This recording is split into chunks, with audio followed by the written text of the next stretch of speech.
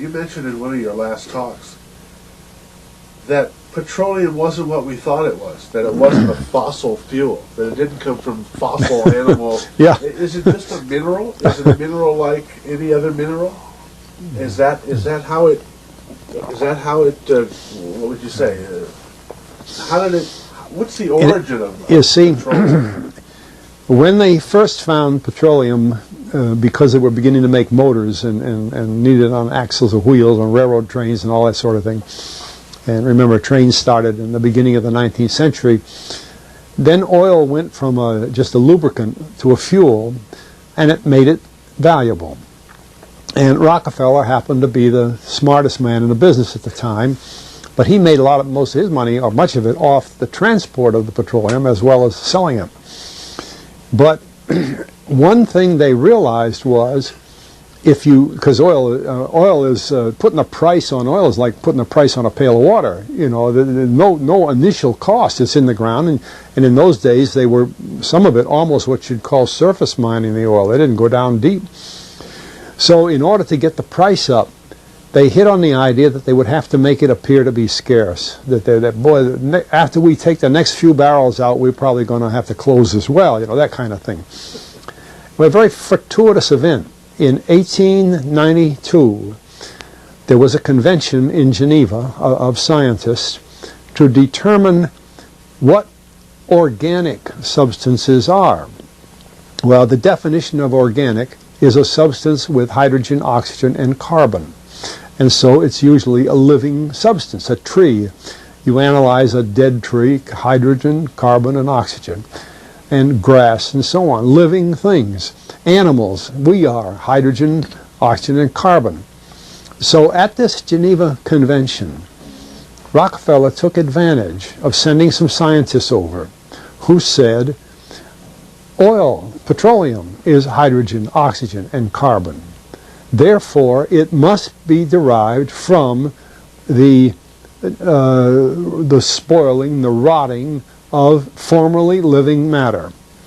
And playing the game properly, when this scientific convention was over, they defined oil as the residue from formerly living matter.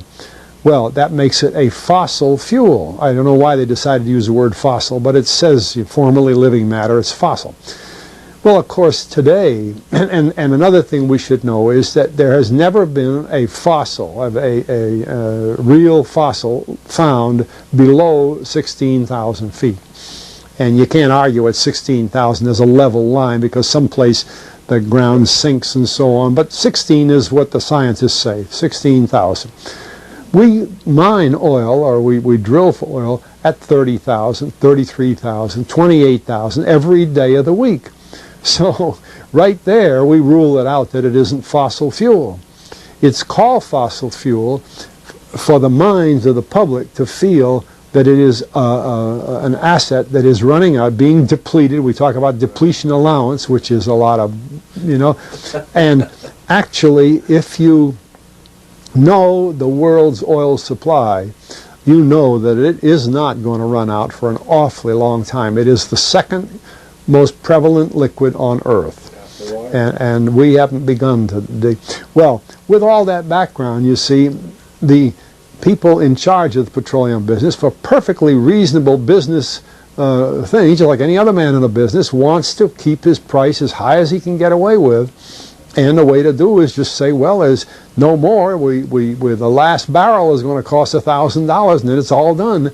And they preach that stuff. What bothers me is that in geology books, it's in there. The geologists say it's a fossil fuel.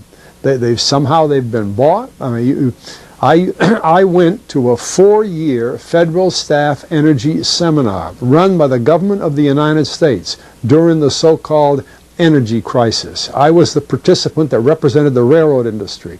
The airline industry was there. Every AA, administrative assistant of senators and congressmen, was there. The CIA was there, the Defense Department was there, the State Department was there.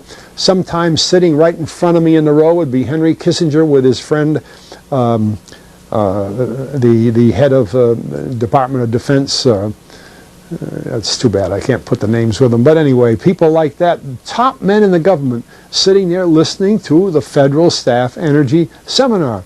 Well, what this was doing is for 4 years, they were teaching a propaganda line to the leading people in this country, and therefore to the leading people in the world, when you include the Kissinger and Schlesinger, among others.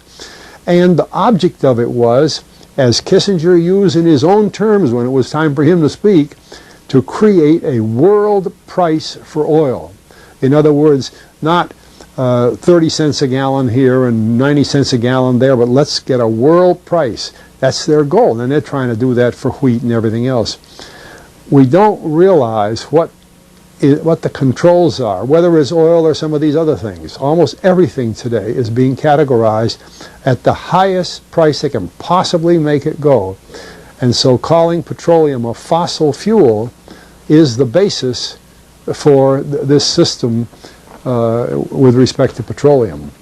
And I don't know if the name Arthur Kantrowitz rings any bell. Arthur Kantrowitz is the head of the Kantrowitz Labs, set up by the AVCO company near Boston, Scientific Laboratories, and a great man in the scientific world.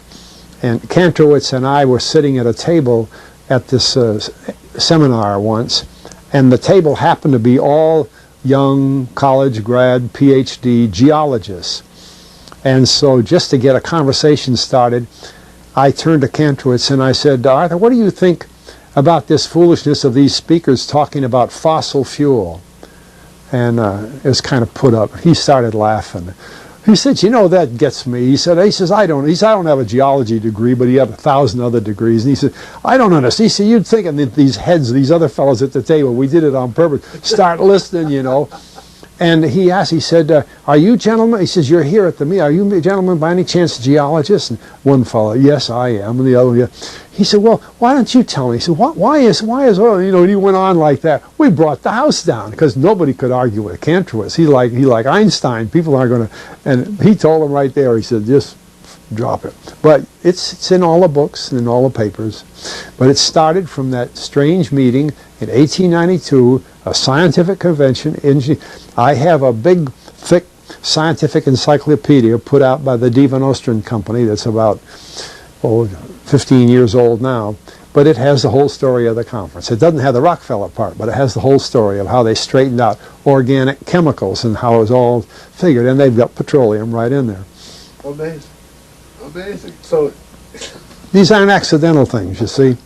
There's a dollar sign behind almost everything. Yeah, okay.